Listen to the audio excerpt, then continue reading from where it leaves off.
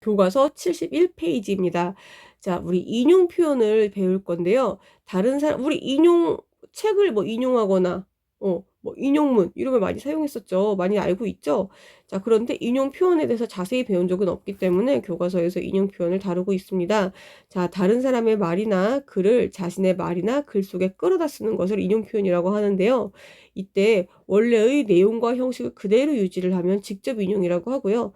내용만 끌어다 쓰는 것을 간접 인용이라고 한다고 합니다. 자, 그럼 자세히 한번 볼까요? 자, 여전히 해와 달이 된 오누이 내용이 나오고 있습니다. 자, 호랑이가 저희를 쫓아와요. 지금 이제 여자아이가, 오누이가 그렇게 얘기를 하고 있죠. 자, 만약에 여기 이제 왼쪽에 나와 있는 문장처럼 오누이는 큰 따옴표 쓰고 호랑이가 저희를 쫓아와요. 느낌표. 큰 따옴표라고 말했다라고 한다면 요 동화에 나오는 내용과 형식을 그대로 유지를 하고 있어요. 이런 걸 우리는 직접 인용이라고 합니다. 그런데 만약에 간접 인용으로 바꾸고 싶으면 큰 따옴표가 일단 없어져야 돼요. 그래서 오누이는 호랑이가 자기들을 쫓아온다고 말했다라고 내용은 유지했지만 형식은 변화된 것을 이제 오른쪽에서 보여주고 있는데 이런 것을 우리는 간접 인용이라고 합니다. 자, 직접 인용이 간접 인용으로 바뀌기 위해서는 먼저 첫 번째 큰 따옴표가 삭제가 돼야 되고요. 조사, 여기 지금 요 라고 고가 이제 조사거든요. 인용 표현의 조사인데 라고가 고로 바뀝니다. 그 다음에 이제 시점이 바뀌기 때문에 상황 맥락이 달라지기 때문에 종결 표현이나 높임 표현, 시간 표현, 지시 표현도 바뀝니다.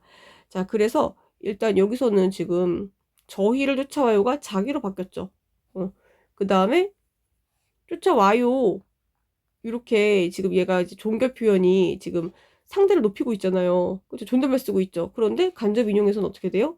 온다. 그냥 일반적인 평서문으로 바뀌었죠. 이런 식으로 종결 표현도 바뀝니다. 자, 그래서 밑에를 채워보면 어떻게 채워야 될까요? 한번 써보겠습니다. 그쵸? 이 큰 따옴표 삭제됐죠? 논민 표현, 저희가, 자기. 그 다음에 종결 표현이 요가, 니은 다로 바뀌었죠. 이런 식으로 간접 인용 표현이 되는 거고요. 사실 이게 이론적으로는 어려운 것 같지만 우리가 실제로 쓰는 말들이기 때문에 그렇게 어렵지 않죠. 자, 잘 하셨고요. 다음 페이지로 넘어가도록 하겠습니다.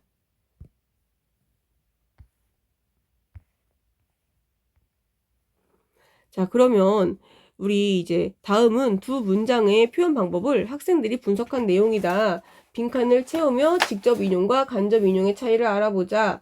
자, 직접 인용 같은 경우에 큰 따옴표가 들어가죠. 그는 어제 아버지께 저도 내일 등산을 따라가고 싶어요 라고 말했다. 간접 인용으로 바꾸면 어때요? 일단 큰 따옴표 없어야 되겠죠. 저도가 자기도로 바뀌죠. 그리고 내일 등산을 따라가고 싶어요. 근데 시제도 바뀝니다. 시제 표현도. 그리고 종교 표현 당연히 바뀌고. 자, 그래서 여기 지금 아이들이 이야기하는 거 채워볼게요. 자, 조사 라고 대신 뭘로 바뀌어요? 고.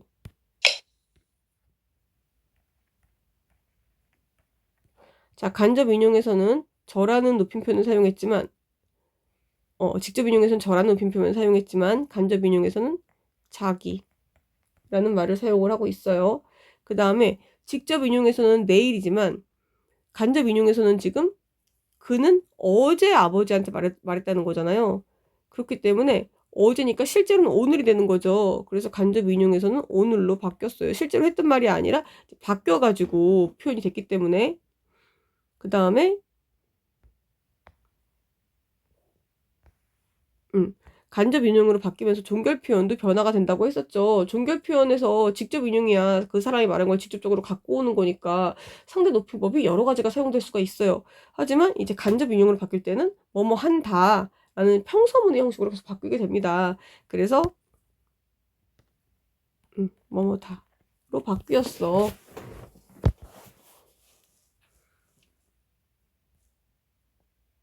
물론 평소형으로 바뀌는 건 아니에요. 그러니까 종결 표현이 상대 높임 표현이 없어지는 거예요. 예를 들어서 그가 어제 아버지께 아버지 여기 앉으십시오 라고 말했다 라는 표현이 있다고 쳐봐요. 그러면 이걸 간접인용으로 바꾸면 그는 어제 아버지께 여기 앉으시라고 말했다. 그런 식으로 여기 앉으시라, 뭐뭐 하시라, 해라, 어라, 알아. 그 상대 높임이 높임 표현을 사용하지 않고 있는 거죠. 하십시오가 알아, 어라로 바뀐 거잖아요. 그래서 그러니까 평소문으로 바뀌는 것이 아니라 높임 표현이 없어지는 거예요. 높임 표현이, 높이는 말이 없어지는 거예요. 알아, 어라체가 되는 거예요. 그 다음에 옆에, 옆에가 아니라 밑에구나. 밑에 계속 이어서 보겠습니다.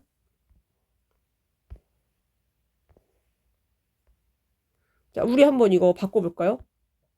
해봅시다. 자, 다들 한번 써볼까요? 자, 일단은 이 직접 인용이 간접 인용으로 바뀌면서 그쪽이 이쪽으로 바뀌었고, 그렇죠? 왜냐면 이제 나에게 가까운 쪽이 되는 거니까 간접 인용으로 할 때는. 그 다음에 앉으세요라는 요 지금 이제 높임법을 쓰고 있는 거죠. 앉으세요, 앉으십시오. 지금 이제 높임의 명령문이긴 한데 높임 표현 사용하고 있는 거죠. 상대를 높여주는 거. 근데 요게 이제 아라 어라체로 바뀐다고 얘기를 했었어요. 그래서 앉으라 바뀐 거고, 요거 같은 경우에는 이제 변화가 큰 따옴표 없어진 것밖에 없죠. 자, 그리고 이거는 지금 이제 민호가 어제, 이거 같은 경우에는 시제가 바뀌었죠. 실제로는 이제 내일이니? 라고 물어봤지만 어제, 내 입장에서 어제 물어본 거기 때문에 이제 간접 인용에서는 오늘이라고 되어 있어요. 그리고 요 종교 표현도 이제 바뀌었다고 보기는 어려운데, 만약에 당신의 생일이 내일이십니까? 이렇게 물었다고 하더라도 간접 인용에서는 내 생일이 오늘이냐고로 바뀔 거예요. 그래서 역시 종교 표현이 바뀐다라는 거, 이제 종교 표현이 높임 표현이 없어진다라는 거 알고 계시면 되겠습니다. 자, 우리 또 옆쪽으로 넘어가 보도록 할게요. 자, 우리 73쪽에 2번 한번 볼게요.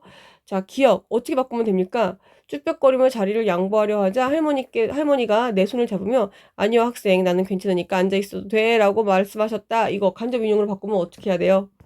자, 쭈뼛거리며 자리를 양보하려 하자 할머니가 내 손을 잡으며 자신은 괜찮으니 앉아있어도 된다고 말씀하셨다. 이렇게 바꿀 수 있죠. 자, 그리고 니은, 그러고는 오메 손이 복스럽게도 생겼네. 무슨 일을 해도 성공하겠어 라고 하셨다. 그러고는 내 손이 복스럽게 생겨서 무슨 일을 해도 성공하겠다고 하셨다 라고 이제 바꿔주면 됩니다. 자, 그래서 이렇게 했을 때, 이제 이렇게 바꿨을 때 표현의 효과가 어떻게 달라지는지 한번 볼게요. 자, 상대를 부르는 호칭이나 말투, 문장의 자연스러움과 간결성을 중심으로 효과를 파악해보자고 했는데, 자, 어때요? 원래 할머니 말을 직접 인용을 하면 어때요? 현장감이 살아있죠. 생동감도 나타나죠. 현장감과 생동감이 있는데 직접 인용을 쓰면, 간접 인용으로 바꿔서 쓸 경우에는 어때요? 내용이 매끄럽고 또 이제 간결하죠. 훨씬 오매 뭐 이런 말 안 써도 되니까 매끄럽고 간결하게 전달할 수 있다. 간접 인용 같은 경우에는 직접 인용은 현장감이 나타나고 간접 인용 같은 경우는 매끄럽고 간결하게 전달할 수 있다. 이렇게 정리할 수가 있겠습니다. 그러니까 능동표현, 피동표현과 마찬가지로 인용 표현도 간접 인용, 직접 인용은 그 표현 효과가 다르다라는 거, 그거를 잘 알고 계시면 될 것 같아요.